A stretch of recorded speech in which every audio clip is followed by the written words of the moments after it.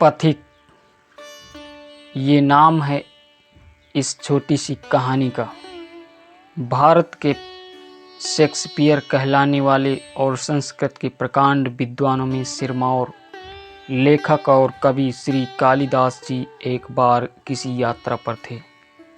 यात्रा के दौरान उन्हें जोर की प्यास लगी हुई थी और वह पानी की तलाश में ही थे कि राह में ही एक गांव के पास कुआं में कुछ स्त्रियां पानी निकालते हुए दिखीं।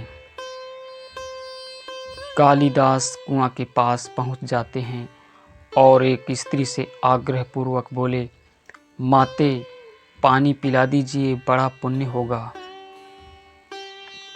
स्त्री बोली, बेटा मैं तुम्हें जानती नहीं, अपना परिचय दो,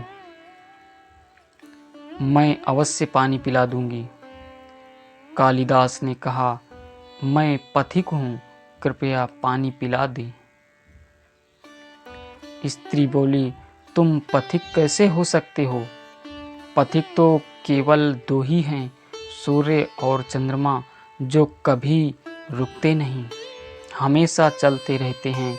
तुम इनमें से कौन हो, सत्य बताओ। कालिदास ने कहा, मैं मेहमान हूँ, कृपया पानी पिला दीजिए। स्त्री बोली, तुम मेहमान कैसे हो सकते हो? संसार में दो ही मेहमान हैं, पहला धन और दूसरा यौवन। इन्हें जाने में समय नहीं लगता।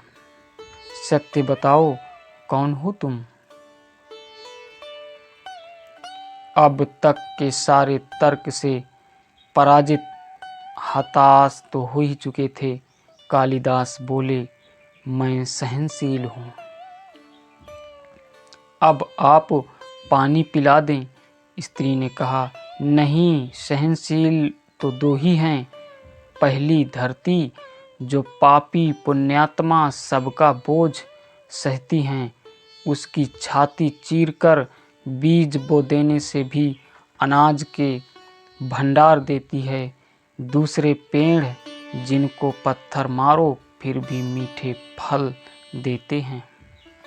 तुम सहनशील नहीं हो, सच बताओ तुम कौन हो।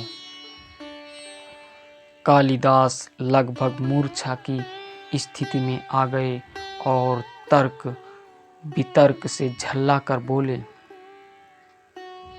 कालिदास बोले, मैं हठी हूँ। स्त्री बोली, फिर असत्य, हठी तो दो ही हैं, पहला नख और दूसरे केस, कितना भी काटो बार बार निकल आते हैं। सत्य कहें, कौन है आप? पूरी तरह अपमानित और पराजित हो चुके थे।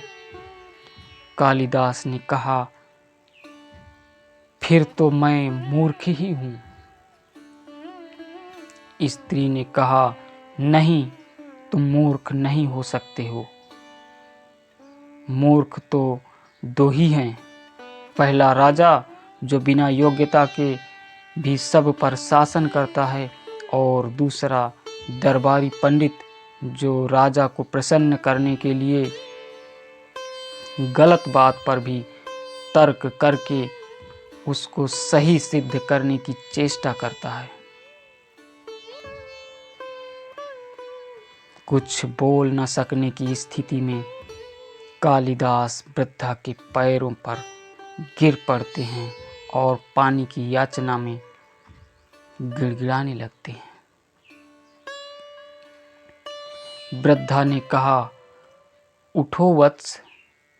आवाज सुनकर कालिदास ने ऊपर देखा तो साक्षात माता सरस्वती वहां खड़ी थीं। कालिदास पुनः नतमस्तक हो गए। माता ने कहा, शिक्षा से ज्ञान आता है, न कि अहंकार।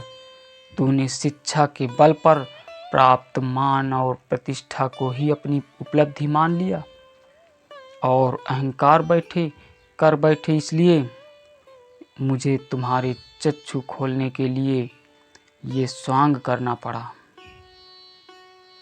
कालिदास को अपनी गलती समझ में आ गई और भरपेट पानी पी कर के वे आगे चल पड़े। उम्मीद है मित्रों ये छोटी सी कहानी आपको पसंद आई होगी। अगर पसंद आई हो तो एक लाइक और चैनल को सब्सक्राइब ज़रूर करें और अपने विचार कमेंट बॉक्स में लिख कर हमें ज़रूर भेजें।